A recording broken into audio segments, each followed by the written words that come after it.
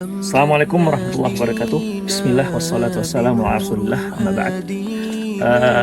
Ikhwah ukhti fillah rahimani Allah wa iyyakum. Alhamdulillah kita sekarang berada di pohon yang disebut dengan pohon sahabi. Konon ceritanya di sinilah tempat Rasulullah Shallallahu Alaihi Wasallam beristirahat ketika beliau menemani paman beliau Abu Thalib berniaga ya ke negeri Syam, dan ini kita sekarang berada di daerah Syam. Yang terpenting bagi kita adalah terkait dengan bahwa pohon ini adalah sebuah pohon sama dengan pohon-pohon yang lainnya, tidak punya keistimewaan dan tidak ada kelebihan dibandingkan pohon-pohon yang lainnya. Kemudian ikhwah, kalau kita katakan ingin menentukan sebuah pohon itu punya keistimewaan adalah Allah Subhanahu wa taala firman, "Wallahu yakhluqu ma yasha wa yakhtar." Allah menciptakan apa saja yang Dia kehendaki, wa yakhtar, dan Allah yang mengistimewakan apa yang Dia kehendaki. Oleh karena itu, kalau kita katakan ini pohon punya keistimewaan, maka harus berdalil. Kalau kita katakan pohon ini pohon berkah, maka harus berdalil. Sebagaimana juga cara mengalap berkahnya juga harus punya dalil. Seperti ketika satu benda ada keberkahan, seperti misalnya Hajar Aswad misalnya, itu benda berkah ya, dan cara mengalap berkahnya yaitu dengan cara mencium Hajar Aswad, sebagaimana Umar bin Khattab mengatakan radhiyallahu anhu, "Inni la'arifu annaka hajarun." Aku tahu bahwasanya engkau itu hanyalah sebongkah batu. La tadur wa la tanfa. Tidak bisa memberi manfaat dan juga tidak bisa memudaratkan. Laula anni ra'aitu Rasulullah sallallahu alaihi wasallam yuqabbiluka ma qabbaltu. Seandainya aku tidak melihat Rasulullah menciummu, aku tidak akan menciummu. Demikian juga dengan pohon ini. Ya. Jadi sekali lagi ini pohon biasa, tidak punya keistimewaan. Memang dia punya sejarah. Makanya tidak boleh ada seorang pun di sini mengambil rantingnya untuk dianggap sebagai berkah atau dianggap untuk bisa mengobati sesuatu misalnya. Ya.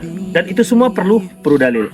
Kemudian saya teringat dengan sebuah hadis dari Abu Waqid Al-Laythi radhiyallahu anhu, di saat Rasulullah SAW pergi ke daerah Hunain, di mana dahulu orang-orang musyrik punya pohon yang disebut dengan pohon Dzatu Anwat. Pohon Dzatu Anwat ini yaitu mereka gunakan untuk mengambil berkah.